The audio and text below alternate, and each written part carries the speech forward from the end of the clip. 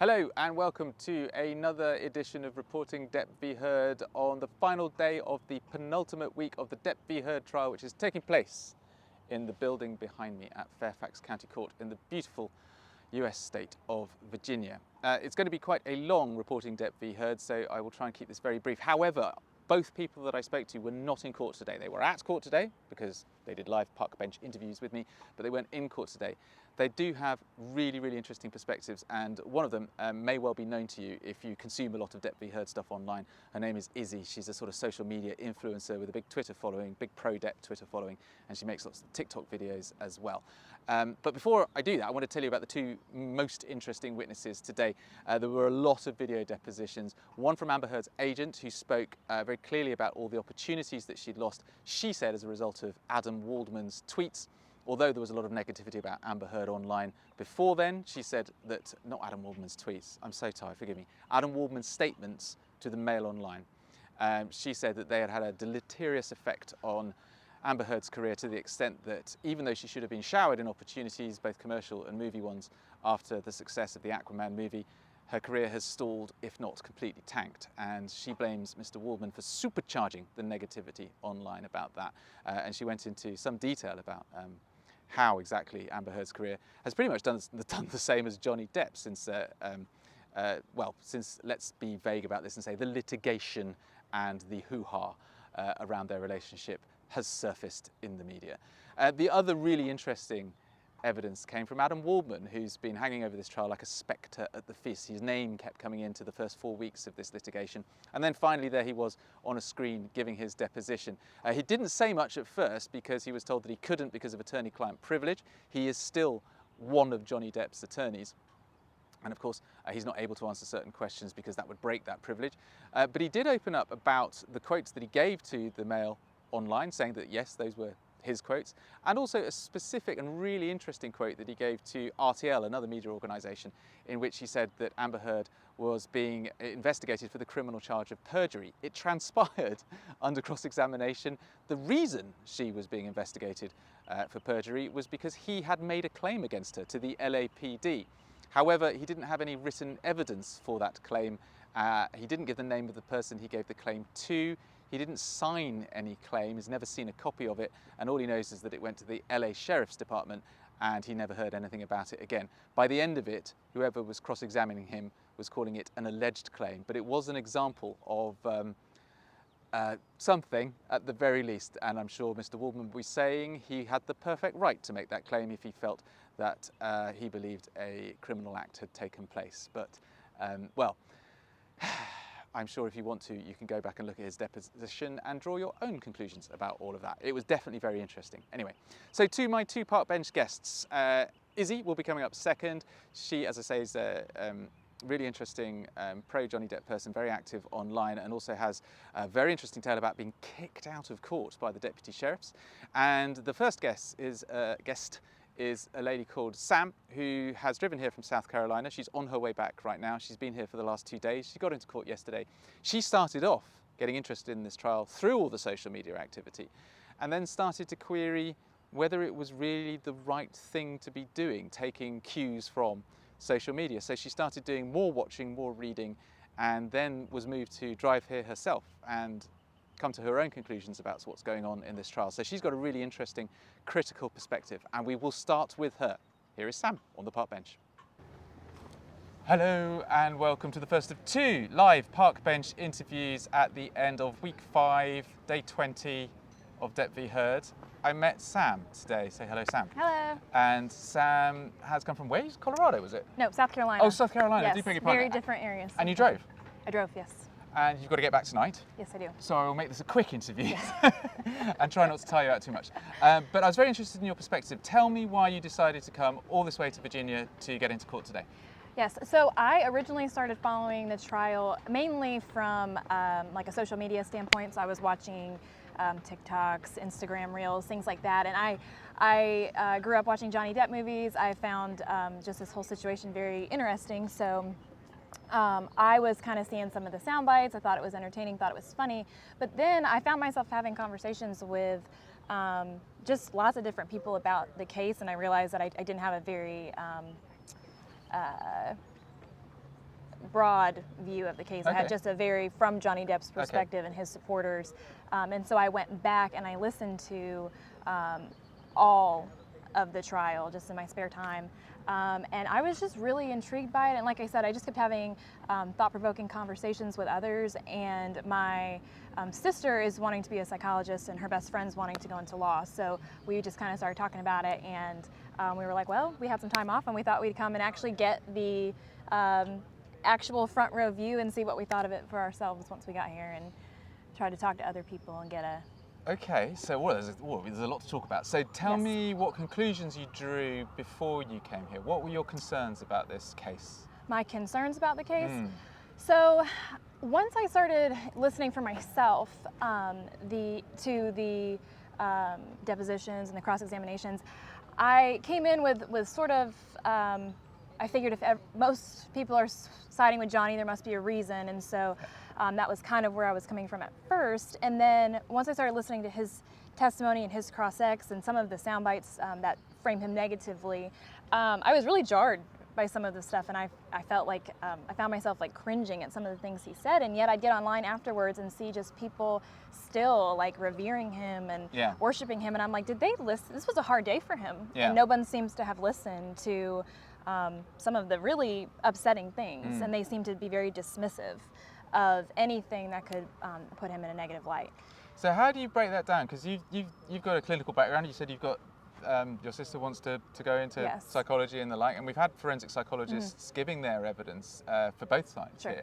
What do you think is going on here? Because there's what's happening in the trial, there's what's happening in the conversations around the trial, and there's the way that is affecting perceptions and people's decision making as a result of all this. Is your main concern the fact that people have just got themselves into this kind of pro-Johnny mindset where they are not going to listen objectively to what's going on? Yeah, people aren't holding, I don't want to say holding him accountable, but people are not, they're so quick to assign a hero and a villain. And once they've decided that Johnny Depp's a hero, not only, he can do no wrong to them. And so it's not even like, well, you know, he is an addict, and I'm sure some negative things come with that, and some of what she's saying probably holds some water. They're unwilling to say anything like that. And you know, she can blink the wrong way and she's, you know, ridiculed. Right, so where does that come from? Where does that come, you know, what is that thought process that is just, because the whole social media thing is kind of built up over the course of the trial, but it was there in the background leading up to it. In fact, it was discussed in court an awful lot today about the effects that it's had on Amber Heard and her career, etc.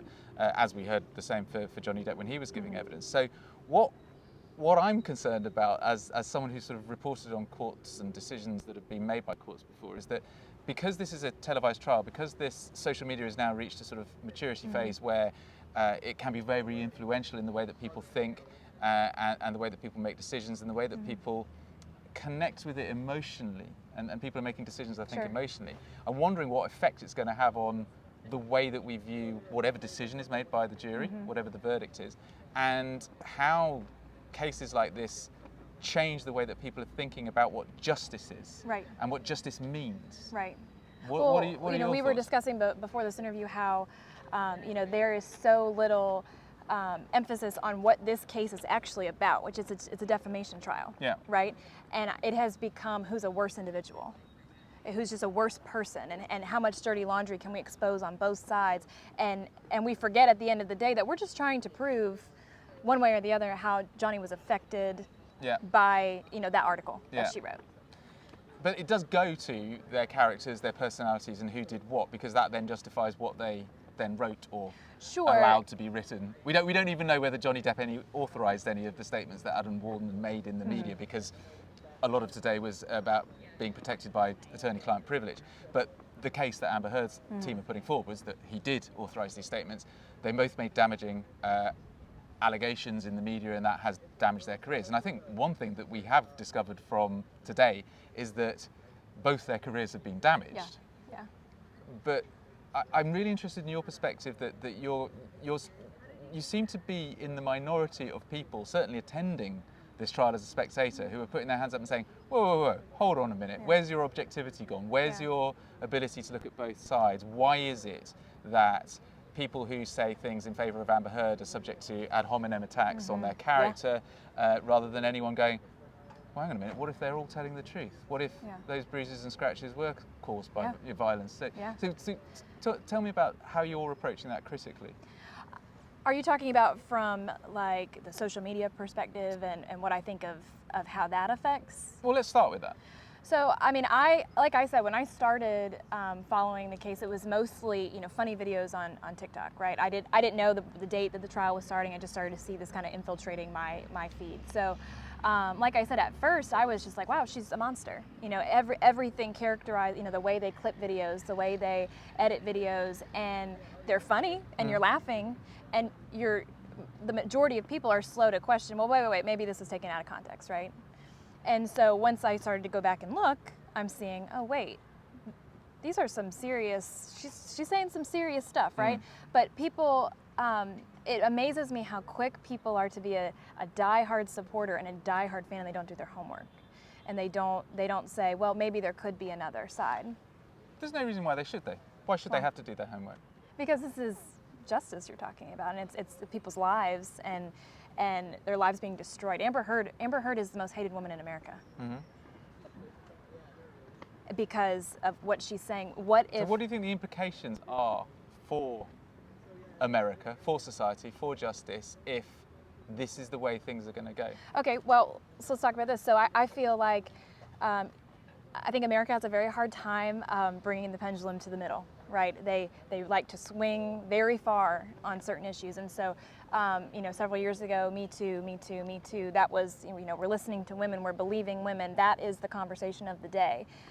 You get someone as famous and as likable as Johnny Depp in the reverse situation, and now we don't care about the justice and the truth of this exact situation. We care about supporting this person, and this idea that he possibly was mistreated and all that. But at the end of the day, it's a very sad situation for both of them, and there's a lot of, for lack of better words, there's a lot of dirt on both sides of the spectrum.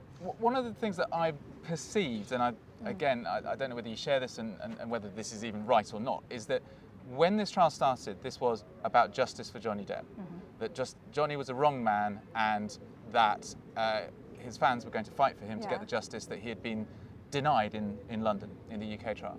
Over the course of the trial, it seems to have become, let's all just hate Amber Heard. Yes. Because it's far funnier to do that. And I don't know whether this perception shift is because so many more people have become engaged by the trial. It isn't now about those hardcore fans anymore. It's now about wider society taking their cue from what's on social media. But again, I'm so inside this little tiny bubble that I really can't step back anymore. And people keep asking me what I think about it. A, I'm not going to tell them. But B, I don't know what I think, because I have no critical distance from this.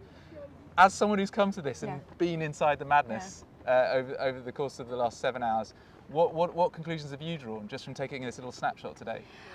Well, so I've been here the last 2 days. 2 days, and, sorry, forgive me. Yes, and I was in the trial proceedings yesterday. Today I was just in the courthouse. And I've gotten to talk to a lot of different people, and I've taken the approach of asking questions. You've been here a long time. Some of the other people I've spoken to have been here since the beginning. And I tried to come in with more of an open mind and just kind of hear, what are the people saying who have been watching every second of this entire trial, and they've seen the mannerisms up close, they've seen all of the little nuanced details, right? And I will say my opinion of everything has shifted somewhat just since being here. I think that when you're in the courtroom, you're not looking at every single little thing that you would if you're watching on TV. You're able to see the up close smirks and little things. When you're just observing, you're listening. You're listening to the attorneys and you're listening to the witnesses, and you're making your judgments based off of what they're saying. When I'm at home watching, I'm going, what's Johnny smirking at? What's Amber smirking at? And you can scroll back as well. You go, let's have a look at that what again. Do they find? What do they find preposterous, or what are they wanting us to think is preposterous? And so. It has got me questioning the idea of cameras in the courtroom. Like, it has just been a very interesting. I'm still processing, I think, everything that I've been seeing. I was very, very pro open justice, because in the UK we don't have cameras in courtrooms, and I've always been of the opinion that you should shed a little daylight on magic, and the court process in our country seems so arcane to most people. Whereas over here, it's on television, everyone can see it and make their own decisions about it. And for the first time ever, I've started to wonder whether or not that can, in some cases, be damaging. Because if what we end up with is, well, either way, but let's say, for instance, Johnny Depp loses, Amber Heard is vindicated on both sides of the Atlantic, she's still going to be the most hated woman in America. Yep. Is that justice? That's a very good question. I don't know if I'm qualified to answer that. Well, look, is there anything else that you want to say? Because I know you've got to get in your car and go. I mean, I feel like I could talk about it forever. That's the thing. Like, I just think this trial is so interesting because to me, it doesn't really end the layers to it. Like, you know, just I think we were talking earlier about the window it gives you into celebrity, and how, you know, all these people on TikTok, they think Johnny Depp's this god, and, you know, why wouldn't we stand with him? But then when you're hearing what goes on behind closed doors and these recordings, you know, and the from both sides, not just him, but, you know, the things she says, these are people who have power, status, money, everything, and yet they still have very sad situations in their life. Yeah. And I wish people would see that, and they would say the sensationalism would stop a little bit. Yeah, and there is something of the Shakespearean tragedy about it, but then of course people love Shakespearean tragedies. They go and watch it. They love to see what you know. They want to see a downfall. I mean, they want to see, you know. Because these people are living bigger lives than us. Couple of things. Two definite tribes of people who I've had a lot of interaction with over the course of this trial have said this trial is absolutely necessary. One of them is people who are associated with the men's rights movements, people who say that they've been stitched up by people manipulating the justice system to their own ends, and because the justice system is geared towards women in things like domestic violence cases, they know how to get away with it, and they see Amber Heard as someone who is manipulating the system to get away with it, particularly when it came to her DVRO. And the other is women who have themselves been abused in relationships, largely by men, who say they see patterns of their abuser in Amber Heard. In Amber Heard. In Amber Heard. So you've got two huge and very, very committed, distinct groups of people who see this trial as absolutely essential because they believe it could expose something really important.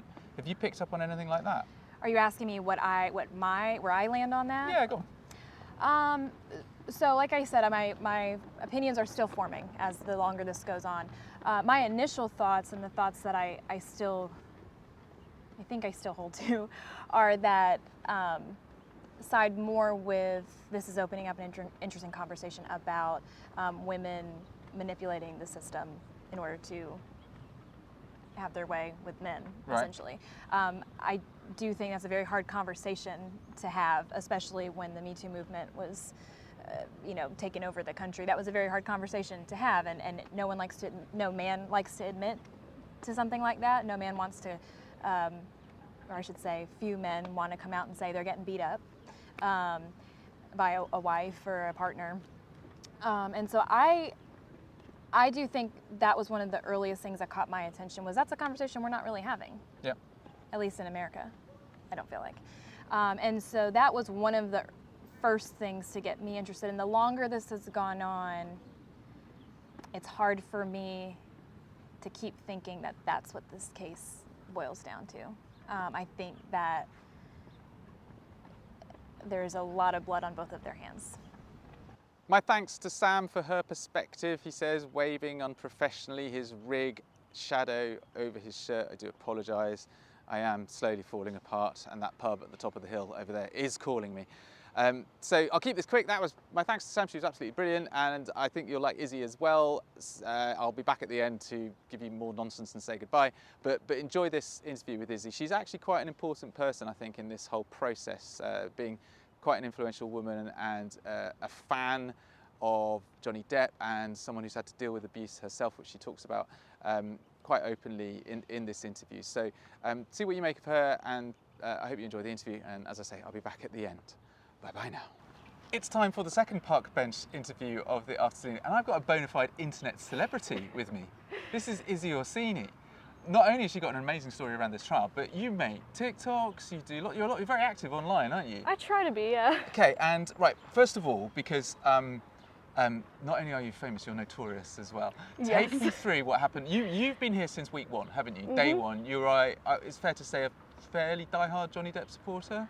Well, I'm a fan of his movies, obviously, but like, you know, I got into his movies, and his movies kind of pulled me out of like a depression I was in at the time, and then beyond that, like, I started to look into him as a person, and by doing that, because it was 2017 at that point, like obviously all of the stuff around this came up, but there wasn't really much information out on his side of the story, so I, you know, had to kind of do my own research. And then I think early 2018 I found a video of someone explaining like little details of like how they react to each other in public that pointed to the fact that he was actually the victim and she was the abuser, and that's just like immediately like kind of light bulb moment. Right. And then I kind of like fell down a hole of looking more and more into it, and then all of his stuff started coming out, and it started kind of confirming that.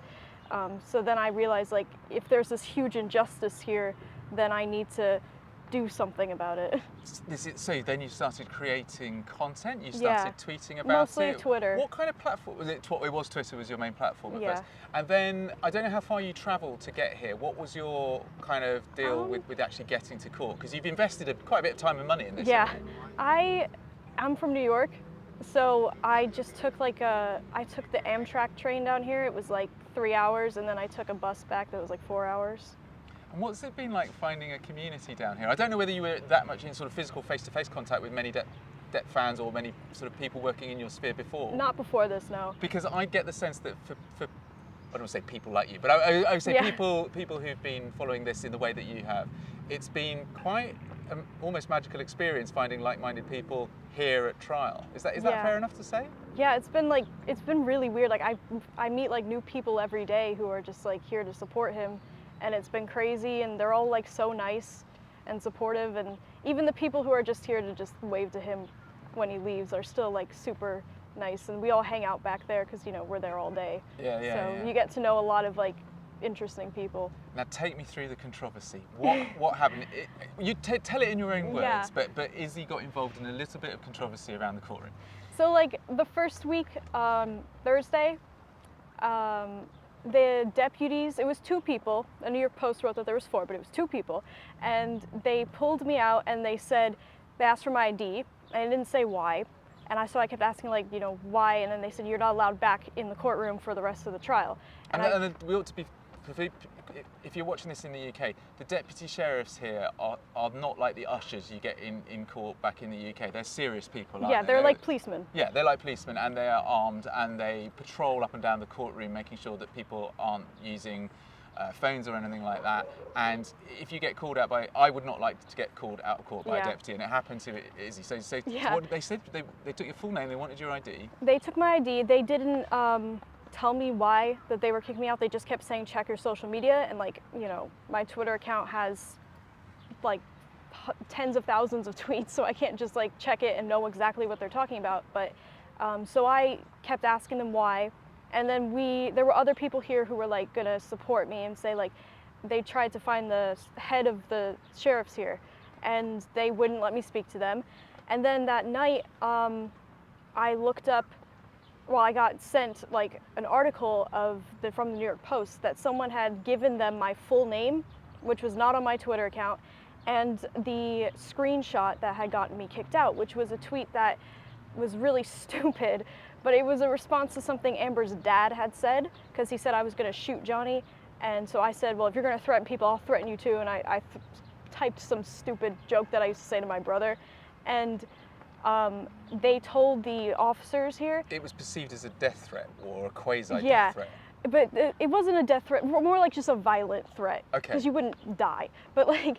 can you remember what the exact tweet was? I was saying that, like, I will hit you with point shoes, because I used to be a ballet dancer, and point shoes, like the box of it, like where your toes go, is rock hard, so you can stand on it. So if you hit someone with it, it hurts. Yeah. So that's what I said. And you said you'd do that to Amber? Not to Amber, Amber's dad. Right. But they told the deputies that I had made a typo, because I wrote Mr. Heard. So they said she meant to write Miss Heard, and they believed that. How old were you when you wrote this tweet? 19. What does that do to you? Because you're here, you think for innocent purposes, Yeah. and you are suddenly in trouble with the deputies. I mean, that was Well- over how long ago was that tweet that you sent? That was 2019. Okay, so a tweet 3 years that's ago. 3 years old, yeah. Yeah. When you were 19. So, well, I fought it because they had kicked other people out for the same reasons. Their tweets were like 6 years old. And so I fought it and said, like, this is not about Amber, so there's no reason to remove me. And eventually they said, okay, the judge says you can come back. I don't know how it got to the judge, Wow. but the judge let me come back. Well, that's good. So you Yeah. are legitimately back on these premises. Yeah. So the question is, and it's the one I think that's been raging recently in the media and social media, is when did it become okay to rag on Amber Heard in the way that social media has been doing for essentially shits and giggles? Well, I think like when people realized that she was lying, they decided that it would be okay to like expose her lies more. I think. So what has she lied about? Well, what the TikToks actually are that everybody's like complaining about now, it's audio of her depositions, not the sexual assault allegations, because that's something people keep saying, but I haven't seen any TikToks with those. It's just her saying something, and then people will reenact exactly what she's saying word for word. Mm-hmm. And when they reenact it, you realize that it makes no sense at all. So what are the lies?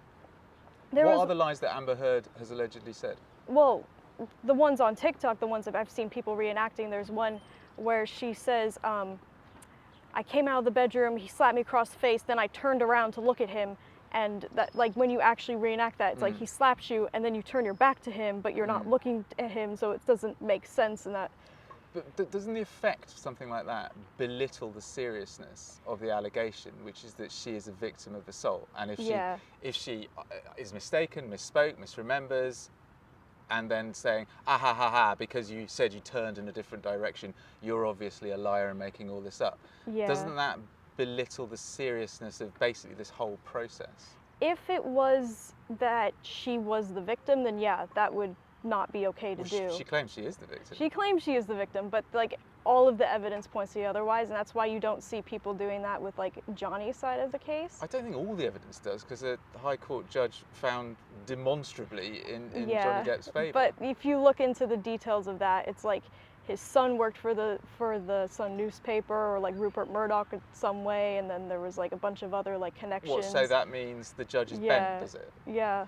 You see, that's a really weird and unevidenced allegation it's like to make. people who To have, like, accuse, I mean, to basically accuse a High Court judge of being bent because his son worked for Rupert Murdoch is in itself probably defamatory. Yeah. But that's Because just what there's no I've seen evidence. online. I know, of, like, I've seen it people online as well. connecting I've things, seen these incredible charts, which are Yeah. starting to basically look like conspiracy theory crazy nonsense.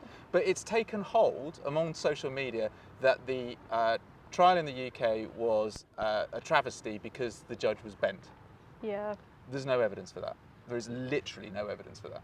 Yeah. I mean, it's But like people it's use kind of it. like a conspiracy, though. Yeah, it is But- like a conspiracy. And a judge who's seen a few witnesses in his time took a view that Johnny Depp was a wife beater.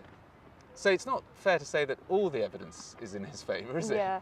But I still, like, when people say, like, oh, these text messages somehow prove he's abusive, it's like, from my perspective, as someone who's, like, looked into abuse and trauma and stuff like that Yeah. a lot, I'm not a professional, but, like, I've looked into it a lot. All those text messages are just what I call trauma responses. It's him, like, having But what gone about the through jealousy? The jealousy is not a trauma response, is it? jealousy in what sense? Well, we've heard multiple witnesses on both sides of the fence in this trial say that he's jealous and that his jealousies were unfounded.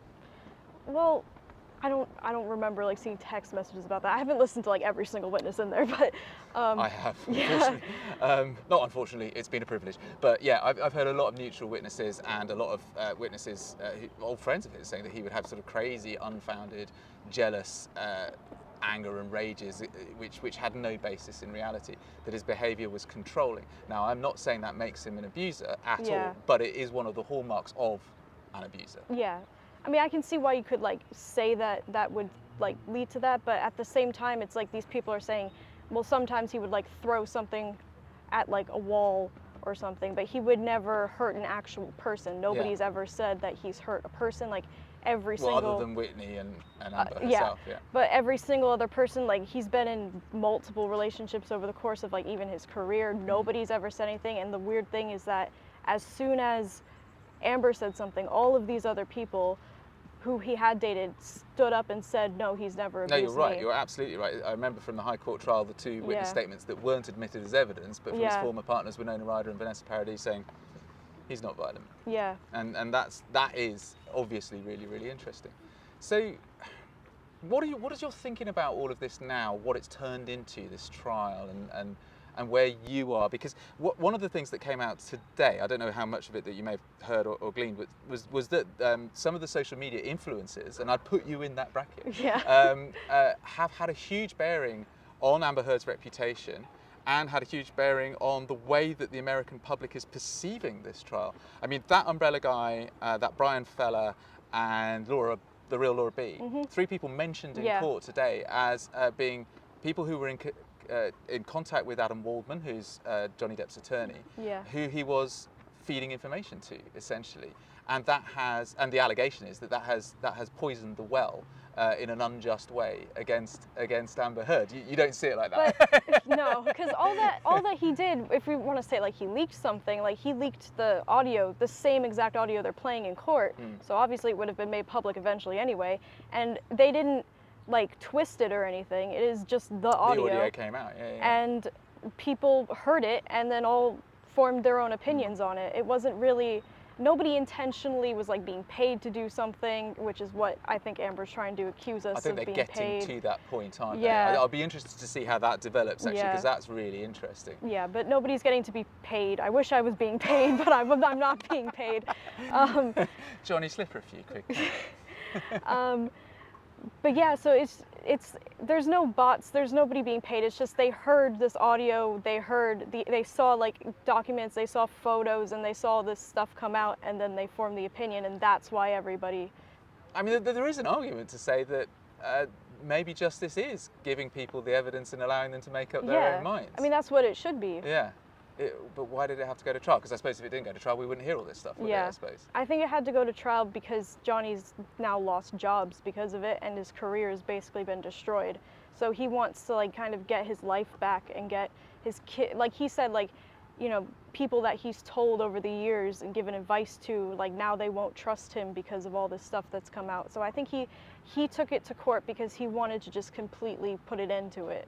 Yeah, I mean, I have a huge amount of sympathy with a lot of the perspectives on this, but one thing that does stick in my craw a little bit is a lot of the attack dogs, the Johnny Depp attack dogs, are now just attacking witnesses' integrity because they can't attack what they're actually saying. So the people who've seen injuries, the people who have seen appalling behaviour are now just being attacked because for their own self-regard or for their own bitterness or whatever. And I just think, really? Is that necessary? It's like, I've seen stuff like that too, where people post like photos of like unflattering photos of Amber and like try to criticize her appearance. And I just am like, I don't think that that's necessary at all to do, because, you know, you should be criticize what she's done rather than what she looks like or just acts like or anything like that. And I do wonder, and I include myself in this, whether we have kind of let the genie out of the bottle. We can't control that anymore. No one can control that anymore. That's just happened. It's taken on a life of its own. I mean, it's on Saturday Night Live, for goodness sake. And this is a very, very serious case. That made me angry. I mean, let's just say that Amber Heard is telling the truth, in which case she's a rape victim and he's a rapist. Let's just say that she's lying, in which case she's probably a mentally unstable fantasist. Yeah. Either way, turning her into a figure of ridicule and hatred, I'm not sure is helpful to anyone, is it? Yeah, but the SNL skit, like if you watch it, Amber's not included in I that. know. No, they obviously took an editorial decision not to put her in there, and I thought that was fascinating because they obviously wanted to do something. Which I thought was like, they're avoiding like ever criticizing a woman in this situation. And immediately we're just like making it look like Johnny thinks this is a joke and thinks that it's like, you know, he says like at one point like, yeah, I'm just a nightmare to live with. And I just think that if he I mean, if he is actually the victim, like now you're just turning this into like, you know, he thinks it's a joke. That's a like, very good point, because yes, she's been taken out of the equation in that SNL skit, Yeah. because obviously there must have been some discomfort about how they do it, and they decided not to have her in there at all. But if he is a victim of abuse, as he's claiming that he is, you're right. That is again ragging on a male victim of Yeah. domestic abuse. So I just think they shouldn't have touched that at all. That's a really interesting point. But then they can't ignore what's happening online, and Yeah. they want a piece of it, don't they? But that's the problem is because it's a like celebrity trial, people think that this is just like a joke, or that it's just two rich people having it out at each other. But the thing is, it's about domestic violence, and that's such a big issue, especially like if a man is a victim of domestic violence, like this is what he has to go through just to get people to listen to him. Whereas when Amber like just went to the media and just said, I'm a victim, everybody immediately believed her no matter what. Can we talk about America's relationship with celebrity? Because it's something that I know is, I think, slightly different to the UK's relationship with celebrity. Because, and look, I don't want to be offensive in any way, but Yeah. we have a royal family. Yeah. We venerate our royal family. Obviously, you venerate the office of the president, Yeah. if not the actual president. But also, I'd say movie stars are venerated in a slightly different way to the way they are in the UK. Do you think that the way that America looks up to celebrity not only sort of venerates them and puts them on a pedestal, but it also considers them fair game because they've got this wonderful life, therefore whatever abuse they get, they've got to suck up? Yeah, I've seen that, like, this is like unrelated, but like I've been following a lot of the stuff with J.K. Rowling, and whether you agree with her or not, it's like the hate she gets, and is so, like, she gets death threats and rape threats and like awful things just sent to her for having an opinion that people don't like. And you know, you can disagree with her all you want, but you can't be sending her abuse. And the second you say to somebody, don't send her this kind of stuff because it's really hurtful and harmful, they just say, well, she's rich, so it doesn't matter. What would you say to someone who says, the thing that you're describing about J.K. Rowling is happening to Amber Heard, and you are part of that group of people who are doing that to Amber Heard? Why is she fair game and not J.K.?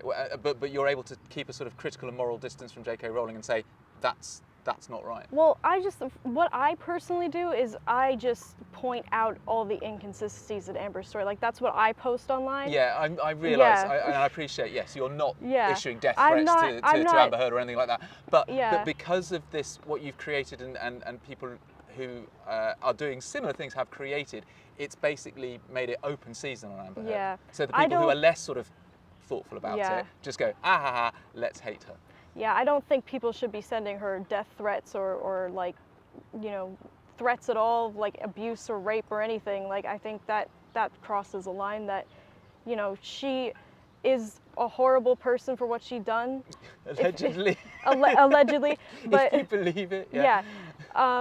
But she will get the punishment she deserves from the court if she's found guilty. Yeah, So- yeah. Although the weird thing about this trial is that it's a defamation case, Yeah. and so that I struggle with that because it's so much about what happened in that relationship. You have to sort of keep stepping outside it and go, oh no, this is about a newspaper article and something that Johnny Depp's lawyer said on 3 occasions in the Daily Mail. It's really weird. Is there anything you want to say before we're finished, or ask me any questions, or anything like that before we go? I guess the only thing that I want to say is just that. You say it straight to the camera. Yes. if you like. The media keeps portraying everybody. Say this one more time. I'm sorry, dude. The media keeps portraying like fans here as just like fangirls who want to just sit in a room with Johnny to be in a room with Johnny, and the real people that I've seen here have been here the entire time, who are like here supporting him and are on Twitter supporting him and stuff, and like spent tons of money to come here. We're not here to just sit in a room with him or see him in real life. There go the deputies, ruining our park bench interviews on a nightly basis. I've got some shots of them disappearing, so I'll put it over this and we can cut. Yeah. It'll be fine. But the real fans that are here because we are either abuse victims ourselves or know somebody who's an abuse victim, and we've been through this. And like me especially, like I've been in a position where, you know, somebody tells horrific lies about me and everybody just believes them to believe them, and then the ones that don't necessarily believe them. They just don't want to be involved. So I've been in the position where I've had to fight like that by myself, and so I kind of know how it feels for Johnny in like a tiny sense, because obviously it's not on a huge scale, for what it felt like originally beginning, when he felt like the entire world just hated him and didn't believe him and thought he was something that he wasn't. Okay, I'm not going to finish on this because I want to ask you a supplemental on that, All right. and it's a genuine question. I had spoken to so many women who said exactly that. They Yeah. were abused, they suffered appalling abuse, and they recognize and they are supporting Johnny either because they recognise patterns of abuse in what they've been seeing of the evidence that's come out of Amber Heard's behaviour. And when I put this to someone who took an opposing view, they said what they're doing is they are somehow confusing psychologically their veneration of Johnny Depp and connecting with him on an emotional level because they have that emotional connection and seeing that he's saying he's struggling as someone who is abused. But normally, if it wasn't Johnny Depp, if it was some old Joe Schmo, the connection would be more likely to be with the woman because she was the first person who put her hand up and said, look, I'm in an abusive relationship. Yeah. Does that make sense as a question? Do you see what I'm getting at? Yeah, but I mean, I wasn't even like into Johnny's movies when all this stuff came out in 2016. I didn't start watching his stuff till 2017. Oh, really? Yeah, and that was because he was cast in Fantastic Beasts. That's why J.K. I got Rowling. into it. Okay, Yeah. gotcha. Now it all makes sense. Yes, I'm a very big Harry Potter fan. But so I started watching his movies in 2017, so all the stuff had already been out, and I'd watched all these like interviews and stuff of Amber, and the whole time something just seemed very off, especially because J.K. Rowling herself is a victim of domestic violence, and she was supporting. Which was the whole Dan Wootton article, wasn't it, in the Yeah. UK? How can she... And she was still supporting him, so I was like, either she's like completely hypocritical, or she recognizes that there's something wrong with this, because I didn't know he was a victim at the time, but like I just knew there was something just wrong, because the way Amber was acting in these interviews where she was talking about like, I'm a survivor and like all of that, it just seemed so disingenuous. There was just something very weird about it. It's amazing. I mean, I don't have experience of abuse, and so I don't know, and I look at it in a very different way, and I am amazed at the number of people who have said that to me. They're Yeah. picking up on things which I just can't see, and Yeah. I have to say I don't know whether they're actually there, but an awful lot of people seem to think they are. Yeah, I think if you have to like experience it to really be able to like pick up on certain things. Okay. Yeah, Well, also look, there's an ant on your collar. I'm attracting the ants today. I don't know. Maybe that's because, I don't know, I must have spilt some orange juice or something, but Yeah. thank you for that. Izzy, it's actually been a real joy to speak to you, and a pleasure to talk through all these issues, and you're welcome back on the park bench anytime you like, Yeah. even though we've got limited time left now. What are your Yeah. thoughts about the final week?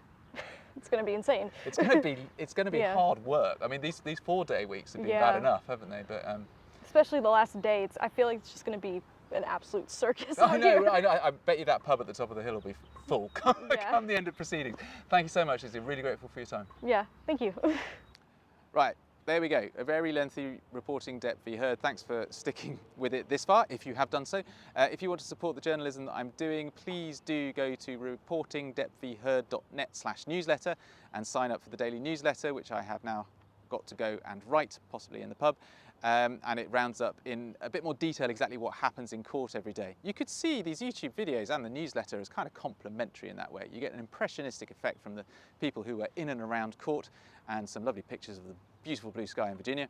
And the newsletter does delve into proper quotes and details about what did happen whilst everyone was sitting in the courtroom.